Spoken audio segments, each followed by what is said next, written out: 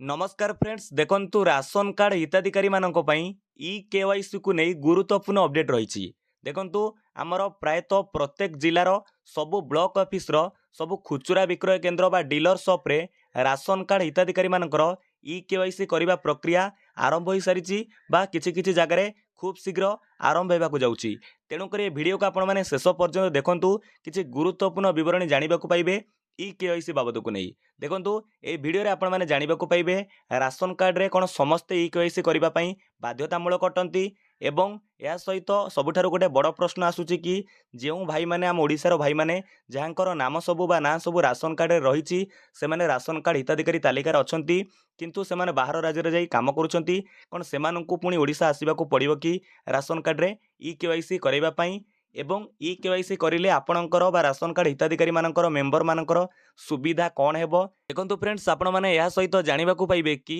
E KYC माध्यम रे किपरि ration card रे बहुत गुडे मेंबर मानकर ना कटिबा को जाउची। नियत रूपे भिडियोटी को आपण शेष पर्यंत धैर्यर सहित देखंतु संपूर्ण विवरणी जानि परिबे ई केवाईसी को नै चलंतु डेरी करबानी भिडियो को स्टार्ट करि नबा ता पूर्व आपनको छोटिया अनुरोध जदि आपण माने एपर्यंत आम चैनल को सब्सक्राइब करि नांती ए चैनल रो वीडियो गुडी आपनको इन्फॉर्मेटिव लागुची तेबे निहाती भाव फ्रेंड्स आपण माने हम चैनल को सब्सक्राइब करि परिबे। तो फ्रेंड्स आमे एठारे टिके प्रथमे केवाईसी विषय रे आलोचना करिबा जेमिति आपण माने समस्त जानंती केवाईसी रो फुल फॉर्म हेउची नो योर कस्टमर एवं एठारे ई केवाईसी कथा देखिले इलेक्ट्रॉनिक नो योर कस्टमर जदि आमे राशन कार्ड रे ई केवाईसी प्रोसेस कथा कहिबा राशन कार्ड रे प्रत्येक मेंबर माने तांको कोन करिया को पड़िबो ना राशन कार्ड सहित आधार ऑथेंटिकेशन करिबा को पड़िबो किंतु एटा डिजिटली प्रोसेस माध्यम रे करा जिवो। देखंतु आमे एठारे संपूर्ण स्पष्ट रूप रे बुझिबा मु आपनकु बुझेई दउची प्रत्येक राशन कार्ड रे जो हिताधिकारी माने अछंती बा राशन कार्ड रे थिबा मेंबर माने से आधार ऑथेंटिकेशन करिवे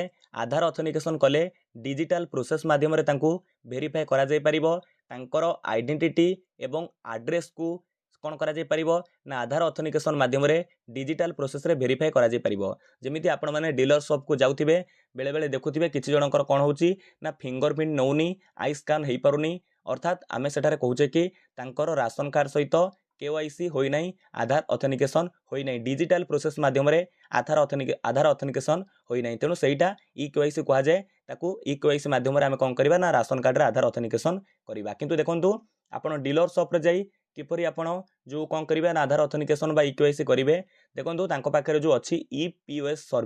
ईपीओएस सर्विस माध्यम रे आपणकर जो राशन कार्ड नंबर को एंट्री करिवे राशन कार्ड नंबर टाइप करी एंट्री कला परे तो आपण को कोन करिवे ना प्रत्येक मेंबर को कोन करिया पड़िबो सेटारे तांकर फिंगरप्रिंट देबा को पड़िबो किबा आइरिस बा आई स्कैन माध्यम रे आपण मध्ये कोन करि परिबे ना ई केवाईसी प्रोसेस को कंप्लीट करि परिबे नियाती भाबरे आपण जेतबळे फिंगरप्रिंट दे देबे बा आई स्कैन करै नेबे अर्थात ई केवाईसी प्रोसेस कंप्लीट करिवे डिजिटली प्रोसेस माध्यम रे आपणकर आधार ऑथेंटिकेशन होई जिवो एवं आपण को कोन करा जिवो ना डिजिटली प्रोसेस माध्यम रे सब बेले चिन्हट करा जाई परिबो आपणकर आइडेंटिटी एड्रेस को चिन्हट करा जाई परिबो तो तापर जेतबळे आपण डीलर शॉप को जिबे प्रत्येक मेंबर जेतबळे कोन करिवे ना ई केवाईसी प्रोसेस टा को कंप्लीट करि नेबे राशन कार्ड सहित आधार लिंक करेबे तापर समस्त जाई डीलर शॉप रो कोन करि परिबे ना राशन आनी परिबे तो निहाती भाबरे समस्तकर फिंगरप्रिंट सेठी तापरे काम देबो किंतु निहाती रूपे आपण मानको मनरे प्रश्न रहिछि बा द्वंद्व रहिछि कि राशन कार्ड रे कोन समस्त ई केवाईसी करिबा बाध्यतामूलक निश्चित रूपे राशन कार्ड रे थिबा सुनी रखंतु राशन कार्ड रे थिबा प्रत्येक मेंबर समस्त सदस्य बा सदस्या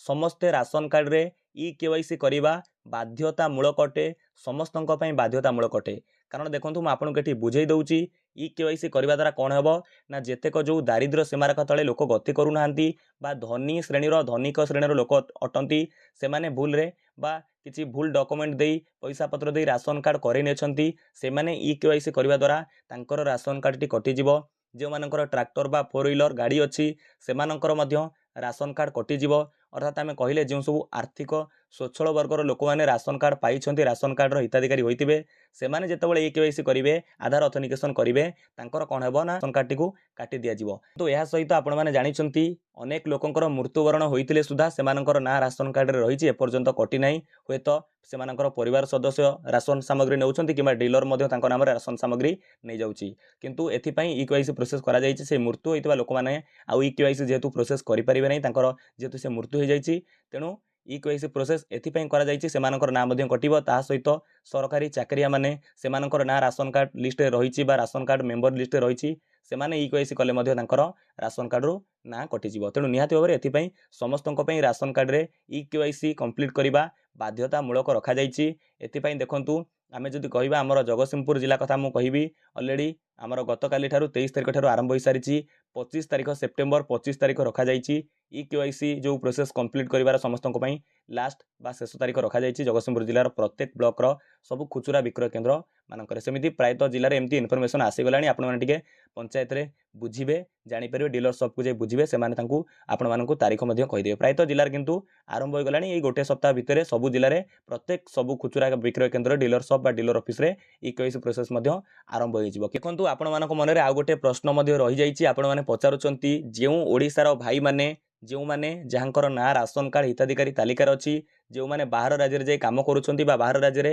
ଅଛନ୍ତି, ତ ସେମାନଙ୍କୁ କ'ଣ ଇକେୱାଇସି ପ୍ରୋସେସ୍ କମ୍ପ୍ଲିଟ୍ କରିବାକୁ ଓଡ଼ିଶାକୁ ଆସିବାକୁ ପଡ଼ିବ କି? ଦେଖନ୍ତୁ ଆପଣମାନେ ଜାଣିଥିବେ one nation one ration system ତ ଲାଗୁ କରାଯାଇଛି। ତ ଆପଣମାନେ ଚାହିଁଲେ ଓଡ଼ିଶା ବାହାରେ ଯିଏ ଅଛନ୍ତି ସେମାନେ ନିକଟସ୍ଥ ଡିଲର ସପ୍ରେ ଯାଇ ଖୁଚୁରା ବିକ୍ରୟ କେନ୍ଦ୍ରରେ କରିପାରିବେ, ଇକେୱାଇସି ପ୍ରୋସେସ୍ କରିପାରିବେ। ଆଉ ଯଦି ସେଠାରେ ହେଉନଥିବ ତ ସେମାନଙ୍କୁ ନିତାନ୍ତ ରୂପେ ଗୋଟିଏ ଥର ଓଡ଼ିଶାକୁ ଆସିବାକୁ ପଡ଼ିବ, କାରଣ ଇକେୱାଇସି ସମସ୍ତଙ୍କ ପାଇଁ ବାଧ୍ୟତାମୂଳକ କରାଯାଇଛି। ରାସନ କାର୍ଡ଼ରେ ଥିବା ପ୍ରତ୍ୟେକ ମେମ୍ବର ଇକେୱାଇସି ପ୍ରୋସେସ୍ କରିବେ। ଯଦି ନ କରିବେ ଫ୍ରେଣ୍ଡସ୍ ତାଙ୍କର ନାଁ ରାସନ କାର୍ଡ଼ ତାଲିକାରୁ କଟିଯିବ। କାରଣ ଇକେୱାଇସି ନ କଲେ ଆମେ ଜାଣୁଛେ କି ଯେଉଁ ମୃତ୍ୟୁ ବ୍ୟକ୍ତିମାନଙ୍କର ନାଁ ଗୁଡ଼ା କଟିବାକୁ ଯାଉଛି ସେମାନେ ତ ଇକେୱାଇସି ପ୍ରୋସେସ୍ କରିବାକୁ ଯାଇପାରିବେ ନାହିଁ। ତେଣୁ ଆପଣମାନଙ୍କୁ ନିତାନ୍ତ ରୂପେ ଇକେୱାଇସି ପ୍ରୋସେସ୍ ଆସି କରିବାକୁ ପଡ଼ିବ, ଓଡ଼ିଶାକୁ ଆସି କରିବାକୁ ପଡ଼ିପାରେ। ଏହା ସହିତ ଦେଖନ୍ତୁ ଯଦି ଆପଣମାନେ ଗୋଟିଏ ଥର ଆପଣଙ୍କର ଆଧାର କାର୍ଡ଼କୁ ଅପଡ଼େଟ୍ କରିନାହାନ୍ତି, ଆଧାର କାର୍ଡ଼ର ବାୟୋମେଟ୍ରିକ୍ ଅପଡ଼େଟ୍ କରିନାହାନ୍ତି, ନିତାନ୍ତ ରୂପେ ଆଗ ଆଧାର ସେବା କେନ୍ଦ୍ରମାନଙ୍କୁ ଯାଇ ବା ଆଧାର ସେବା କେନ୍ଦ୍ରକୁ ଯାଇ ଯେଉଁମାନେ ଆଧାର କାର୍ଡ଼ରେ କ'ଣ କରିନାହାନ୍ତି ନା ବାୟୋମେଟ୍ରିକ୍ ଅପଡ଼େଟ୍ କରିନାହାନ୍ତି, ଫିଙ୍ଗରପ୍ରିଣ୍ଟ ଅପଡ଼େଟ୍ କରିନାହାନ୍ତି, ଆଇ ସ୍କାନ୍ କରିନାହାନ୍ତି,